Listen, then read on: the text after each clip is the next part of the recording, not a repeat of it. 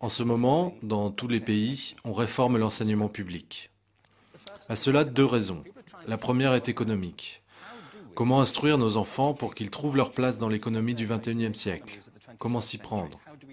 Et ce, alors même que nous sommes incapables de prévoir à quoi ressemblera l'économie la semaine prochaine, comme l'a démontré la crise récente. Comment faire donc? Quant à la seconde raison, elle est culturelle. Tous les pays du monde se demandent comment éduquer nos enfants pour qu'ils acquièrent une certaine identité culturelle, pour leur transmettre les gènes culturels de nos communautés, tout en participant à la mondialisation. C'est la quadrature du cercle. Le problème, c'est que ces gens comptent affronter l'avenir en appliquant les méthodes du passé. Et, ce faisant, ils laissent sur le bas-côté des millions d'enfants qui ne voient pas l'intérêt d'aller à l'école. Nous, quand nous y allions, nous étions motivés par un principe. Si on travaillait dur, qu'on obtenait de bons résultats et qu'on décrochait un diplôme, on était sûr d'avoir du travail. Nos enfants n'y croient plus, et ils ont bien raison. Certes, mieux vaut avoir un diplôme, mais ce n'est plus une garantie d'emploi. Surtout si pour l'obtenir, on refoule tout ce qui nous était cher. On entend parfois dire qu'il faudrait remonter le niveau, que cela permettrait de progresser. Eh bien oui, d'accord, ce sera bien. Qui prendrait l'inverse? Aucun argument n'a réussi à me convaincre qu'il faudrait le baisser. Le problème, c'est que le système d'éducation actuel a été fondé, conçu et organisé à une autre époque. Il repose sur la culture intellectuelle du siècle des Lumières et sur la conjoncture économique de la révolution industrielle. Avant le milieu du XIXe siècle, l'enseignement public n'existait pas. Enfin, on pouvait quand même être instruit par les jésuites si on en avait les moyens. Mais l'enseignement public, financé par les impôts, obligatoire et gratuit, c'était une idée révolutionnaire. Beaucoup de gens s'y sont même opposés. Selon eux, il était inconcevable que les gosses des rues, les enfants d'ouvriers, profitent de l'enseignement public. Ils sont incapables d'apprendre à lire et à écrire. Ne perdons pas notre temps.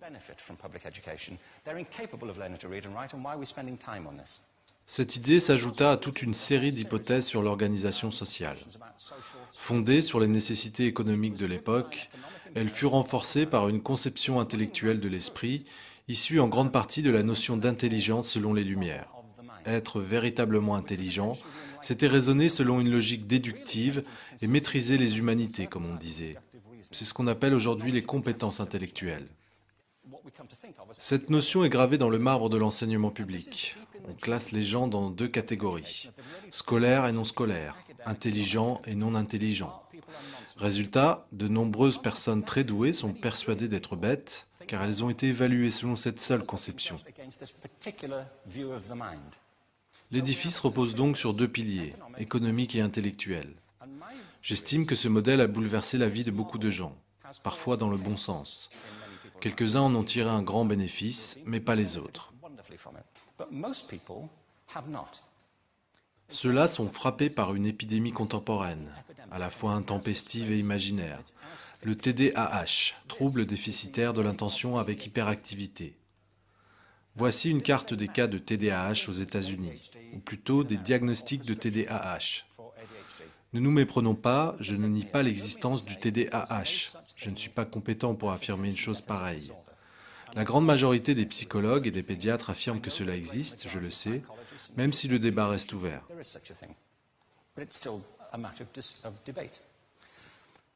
Ce que je sais, en revanche, c'est qu'il ne s'agit pas d'une épidémie. On prescrit des médicaments à ces enfants avec la même légèreté que quand on ordonnait l'opération des amygdales, selon une même base absurde, la mode médicale. Nos enfants vivent l'époque la plus stimulante de l'histoire de l'humanité.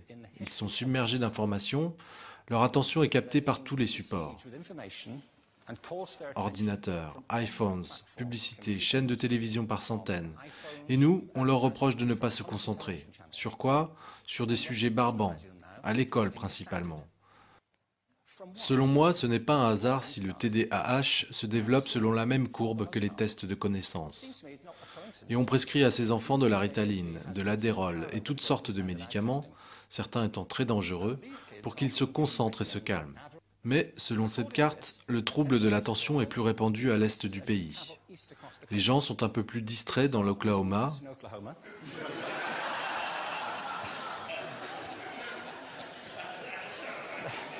Ils n'arrivent pas à réfléchir dans l'Arkansas et à Washington, ils ont perdu la tête. Mais là, les causes sont probablement différentes.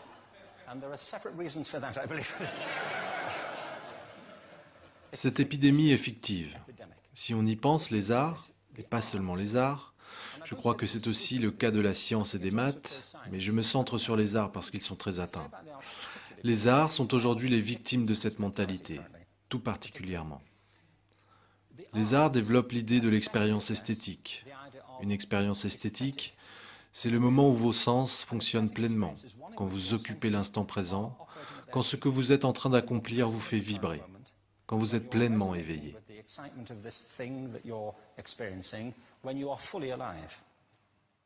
L'anesthésie, c'est l'extinction de vos sens, l'inertie face à ce qui vous entoure. C'est d'ailleurs l'effet de certains de ces médicaments. Nous adaptons nos enfants à l'instruction en les anesthésiant, alors que nous devrions faire le contraire. Nous ne devrions pas les endormir, mais les éveiller, révéler ce qu'il y a en eux. Mais voici notre idéal. Il me semble que notre système d'éducation répond aux intérêts de l'industrie, qu'il est à son image. En voici quelques exemples. Les écoles sont calquées sur les usines. On y sonne la cloche, les salles sont séparées, on enseigne les matières isolément. Nous instruisons toujours les enfants par classe. Je veux dire, on les soumet à un système organisé selon l'âge. Pourquoi ? Pourquoi croyons-nous que le principal dénominateur commun des enfants est leur âge ? Comme si leur caractéristique principale était leur date de fabrication. Pour ma part, je connais des enfants qui, dans certaines matières, sont bien meilleurs que leurs copains du même âge, ou qui travaillent mieux à certaines heures, ou en petits groupes plutôt qu'en classe complète, ou encore qui veulent rester seuls. Quand on se penche sur la pédagogie, on n'adopte pas d'emblée cette conception issue du productivisme, mais la conformité règne. C'est de plus en plus vrai, surtout quand on constate la standardisation des tests de connaissances et des programmes scolaires, leur normalisation. À mon avis, nous devrions aller dans l'autre sens. C'est ce que j'appelle modifier le paradigme. Une grande étude a été menée sur la pensée divergente il y a 2 ou 3 ans. La pensée divergente n'est pas la même chose que la créativité. Pour moi, la créativité, c'est la capacité à avoir des idées originales qui ont de la valeur. Sans en être synonyme, la pensée divergente est essentielle pour la créativité. Il s'agit de l'aptitude à formuler un grand nombre de réponses à une question, à considérer cette question sous plusieurs angles, ce qu'Édouard de Bono appelait la pensée latérale, à penser autrement que selon des voies linéaires ou convergentes, à concevoir plusieurs réponses et non une seule. J'ai donc conçu un test à ce sujet. On peut demander aux gens, combien d'usages pourriez-vous faire d'un trombone ? Ils posent alors des questions de routine, puis la plupart proposent 10 ou 15 réponses. Certains sont assez forts pour en imaginer 200. Pour en arriver là, ils s'interrogent. Et si le trombone mesurait 60 mètres de haut ? S'il était en caoutchouc mousse ? Est-ce que l'on doit s'en tenir au trombone tel qu'on le connaît, Jim ? Le test fonctionne ainsi. C'est exposé dans un livre intitulé Breakpoint and Beyond, le point de rupture et au-delà. 1500 personnes ont été étudiées. Selon le protocole de l'expérience, celles qui dépassaient un certain niveau étaient considérées comme des génies de la pensée divergente. J'ai une question pour vous. Quel pourcentage des 1500 sujets ont atteint le niveau du génie ? Un dernier détail, c'était des enfants de maternelle. Qu'est-ce que vous diriez ? Combien étaient des génies ? 80%? Ok. Il y en avait 98%. Il faut le savoir, l'étude portait sur le long terme. Les mêmes enfants ont donc été testés une seconde fois 5 ans plus tard, vers 8 ou 10 ans. Et là, à votre avis ? La moitié moins, 30%. Nouveau test 5 ans plus tard, à 13 ou 15 ans, 12%. Vous avez compris la tendance, n'est-ce pas ? Cela nous fournit une donnée intéressante. En effet, on aurait pu supposer que l'évolution se ferait en sens inverse, non ? On commence par être très bon, puis on devient meilleur à mesure qu'on grandit. Ça montre 2 choses. Primo, nous avons tous cette capacité, et secondo, elle se dissipe en grande partie. Certes, il est arrivé des choses à ces enfants, tandis qu'ils grandissaient, plein de choses. Mais l'une des plus importantes, j'en suis convaincu, c'est qu'ils ont été éduqués. Ils ont passé 10 ans à l'école, où on leur a répété, il n'y a qu'une réponse, elle est écrite derrière, mais ne tourne pas la page. Et ne copie pas, c'est de la triche. Hors de l'école, on appelle ça de la coopération. Mais à l'école, alors là, ce n'est pas l'effet de la volonté des professeurs, c'est comme ça, c'est tout. C'est gravé dans le marbre de l'éducation. Or, nous devons envisager autrement les capacités humaines, dépasser cette vieille scission entre compétences intellectuelles et non intellectuelles. Ce n'est qu'une abstraction, une théorie, un mode de sélection. Regardons enfin les choses en face, tout ça, c'est un mythe. Ensuite, nous devons reconnaître que la plupart des acquisitions de base se font en groupe, que la coopération alimente le développement.